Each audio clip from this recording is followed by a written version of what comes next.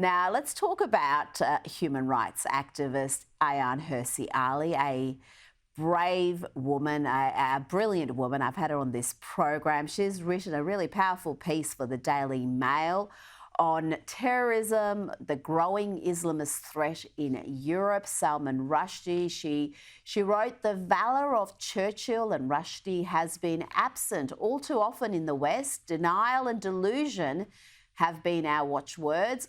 Capitulation has been dressed up as social inclusion. The pathetic impulse to appease has allowed Muslim extremism to flourish in our midst." It's a timely piece, Darren, and it's a message we have heard previously, and every time we hear it, we also hear the cries of Islamophobia. Absolutely. Hirsi Ali is absolutely right. Brilliant, brilliant woman, brilliant piece. We've been utterly supine, frankly, and we've been more accommodating to the threat that lives among us than that comedian from Netflix's Baby Reindeer program, right? To that stalker. Because we've got to remember, Rita, that in Britain especially, 3 years on, we have a teacher that's still in hiding and may never Yes. return because he showed a cartoon of Muhammad in a religious education class. Now, another big concern this year, we have a general election in Britain this at some point this year, and we've brought about the introduction of voter identification. A really simple, important thing, no different to picking up a parcel from the post office, for example. And the big concern with voter ID, Rita, isn't actually the disenfranchisement of voters or anything like that. It's about women wearing face coverings, being forced to unveil themselves and requiring a female to actually verify them, as if that's a reason, Rita, to forego protection of the ballot box. That's just one example of a constant slew of them. We had an example most recently where a prayer ban in schools was judged to be potentially unlawful, and we spent £500,000 in British taxpayer money actually bringing that case to court. Thankfully, it lost. But I'm sick of the appeasement because as our freedoms are increasingly diminished, we live in fear of attending Ariana Grande concerts for fear of our children being blown up. We have young girls live in fear of being raped and accused of racism if they speak up. And we see our capital city most recently celebrate Ramadan, but not Easter. The attack, and I think Hirsi Ali is absolutely right here to mention the attack on Salman Rushdie for speaking up 3 decades ago in his book, The Satanic Verses, being a reminder of where inaction actually gets a nation. Because how much has actually changed, Rita, in those 3 decades? We've allowed rampant anti Semitism to grow and fester through Islamism. We've abandoned our principles, those that are supposed to define us, those that our ancestors fought and died for. And what will Britain look like in 3 decades' time?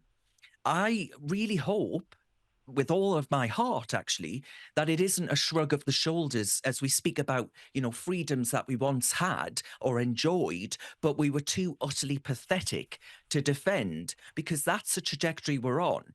In Germany, over recent days, we've had calls to create an Islamic caliphate called for on the streets. And there's a shrug of the liberal shoulders saying, oh, well, we're a liberal, tolerant society. We've got to let this happen. No, we do not have to let this happen. We have to be robust in standing up and saying, this ain't how we do things in the West.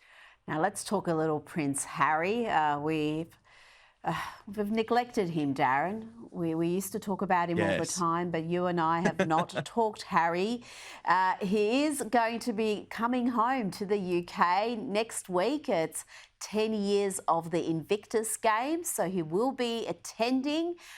Do we know if Meghan's coming, if the kids are coming? Of course, he lost that police protection in the UK, and he's said he doesn't feel safe bringing his wife and family to the UK. But, well, they were in Nigeria a few weeks ago. They felt safe there. Surely they will be with him for this trip.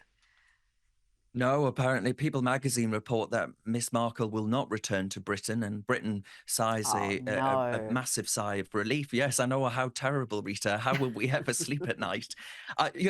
She's only interested in Nigeria now you mention it, because guess what? She found a way to make the African nation all about her, because she found out that she had some historic connection through her ancestors of being of Nigerian descent.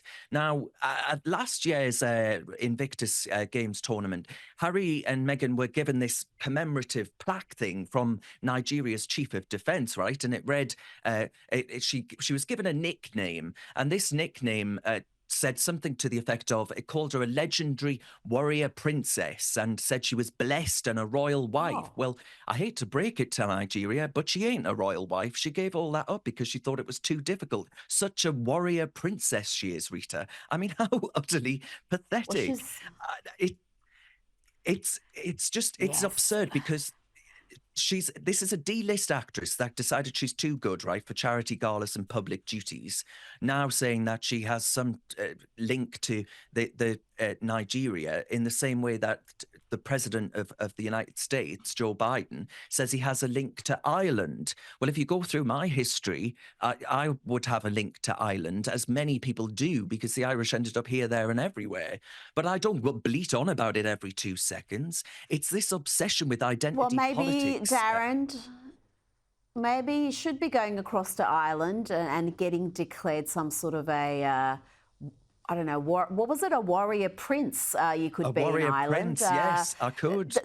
The titles Meghan has collected, the awards she's collected in the last couple of years, we should actually do a segment on that, because there have been some impressive titles that some of them she's bestowed upon herself, but some have been given to her by people silly enough to think attaching their